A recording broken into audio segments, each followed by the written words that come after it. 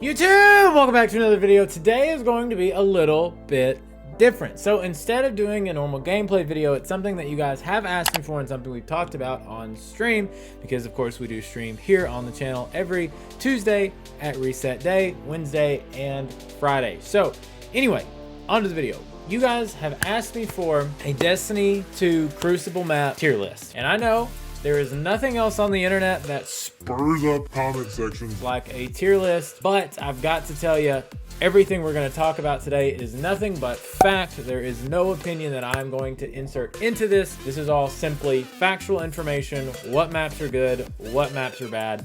If you happen to disagree with these facts, please leave them in the comments down below. All right, so on top of all of that, I actually had to make this tier list on Tier Maker. So if you want to do your own, I will go ahead and leave a link to this down in the description of this video. I would love to see yours. We have 20 maps in Destiny 2's Crucible PvP as of this season of the Lost. So those maps, I'm just going to run them down really quickly. Fragment, Cauldron, Javelin 4, Dead Cliffs, Altar of Flame, Midtown, Distant Shore, Anomaly, Pacifica, Endless Vale, Bannerfall, Rusted Lands, Burnout, Twilight Gap, Fortress, Convergence, Widow's Court, Wormhaven, Radiant Cliffs, and Exodus Blue. We're going to be placing them into 5 tiers, as you can see over here. Actually good, above average, meh, it sucks, and then of course the worst PvP map ever. Again guys, all facts, no opinions here, so there's really no need at coming at me for anything. But let's start, okay, just at the beginning. Okay, now to be fair guys, just so you know, I'm not taking anything into very particular account. Like, I'm not just looking at trials applications. I'm looking at actually mainly 6v6 applications, so Control, Clash, things like that. No one cares about Mayhem, no one cares about Team Scorched, but mainly Control and 6v6 maps, because that's the majority of what these maps are used for. So with that being said, let's start with a pretty decent one, huh? One of my favorite maps in the game, and this may be a hot take too, Javelin 4, actually good.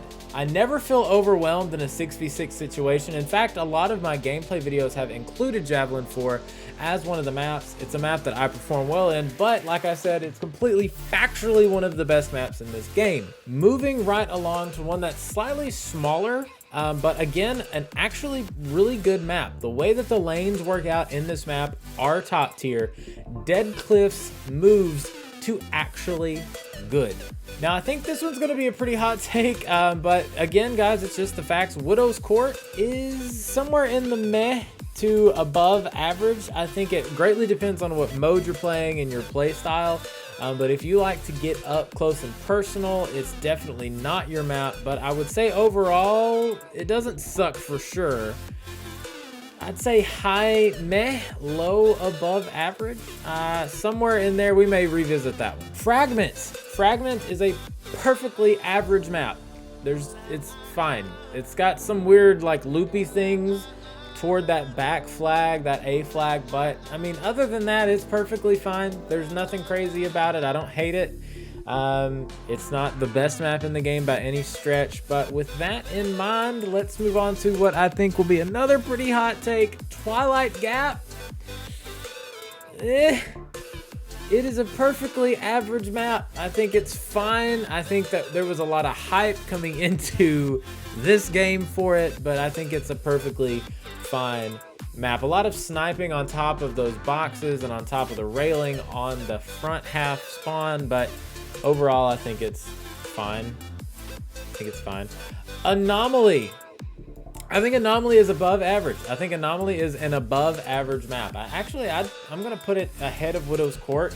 I think that because it's a circle, to be fair, my high school was a circle, but because of the way that the map is designed with all the different cross angles and stuff, you really have an opportunity to shine even in a 6v6 format, and it's a pretty good 3v3 format as well, but I'm going to place it above Widow's Court.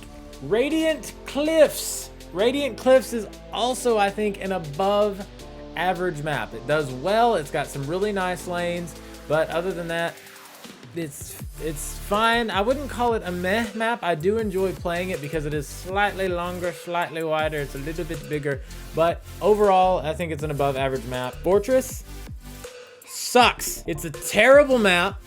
It's awful. The angles are bad. That cave system's terrible. It's awful. It's a terrible map to play any sort of game mode on. Obviously, Control and Clash being what you play, and it sucks. Fortress is a terrible map. I don't really understand why it's still in this game, because that's what this whole tier is for. This whole it sucks tier is, why is it still here? Why is it in the game? Why is it in rotation? Speaking of, and I know I just got my solo flawless trials card on it, Cauldron is a terrible map. It sucks. I play terrible on it, and factually, it's a terrible map and needs taken out of this game. Wormhaven. Wormhaven is I have a love-hate relationship with Wormhaven that really begins and ends with hate. This map absolutely sucks. It's probably my second least favorite map on this game. The angles make no sense. The spawns make no sense. They had that stupid Trials objective mode on it that made no sense the way that it was built. Wormhaven's always been bad. It will always be bad, and it sucks, and it needs taken out of the game next season. After that, we'll go to Bannerfall. Yeah, some people really enjoy Bannerfall. Some people don't. And I gotta tell you, factually speaking, it's a meh map. It's fine. If you're 1v1ing, I feel like Bannerfall is the Rust of Destiny 2, like 1v1 me Bannerfall. I have slayed duo Maxwell on more than one occasion on this map, and it is a fantastic map for 1v1ing. But other than that, as far as Trials is concerned, 6v6s, it's meh. There's nothing special to it. It's oddly small. It's just not, it's fine. There's also a hint of nostalgia to Bannerfall, I think, that's really like not putting it any lower than the top of the meh tier. But it's, I mean, it's fine. Midtown. I would put, Midtown's a hard one. I think overall, just because of you really play one of two lanes. That center lane doesn't really get played a whole lot. I would say it's a meh map.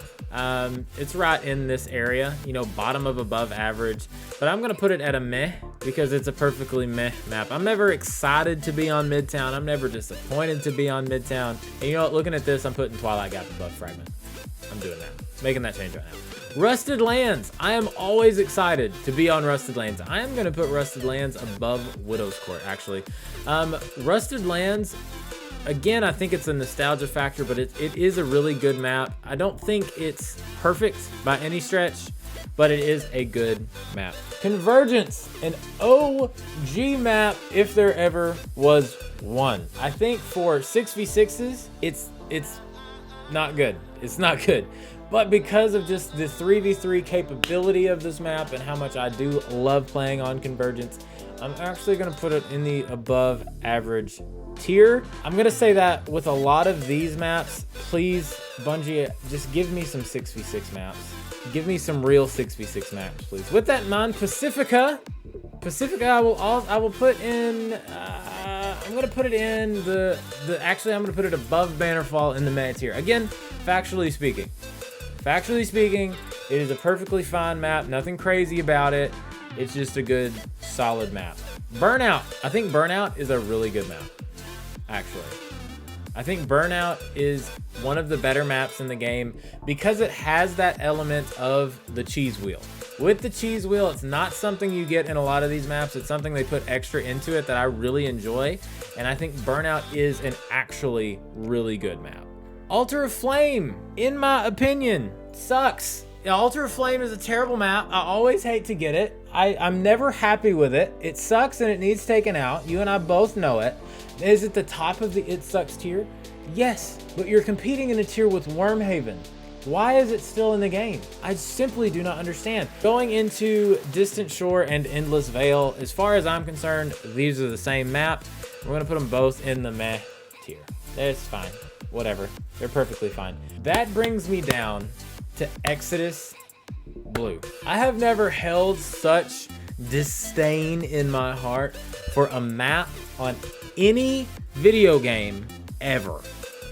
This map is quite possibly the worst gaming experience I ever have, ever.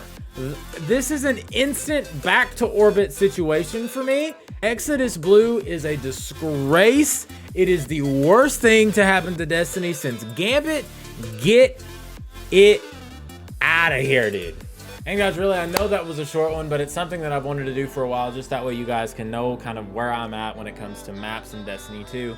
There are several very decent maps, but I gotta tell you, a lot of these maps just need to get out of this game. There were a lot of maps that ended up getting vaulted when Beyond Light came out that I really miss. I really do. And I think that with this new season, with Witch Queen, I'm excited to see what they're going to do when it comes to PvP maps. If there's something specific you would like to see, or a mechanic that you would like to see in a map, kind of like what Burnout does, let me know in the comments down below. And make sure you subscribe to the channel, because otherwise you're a bum. Okay, bye!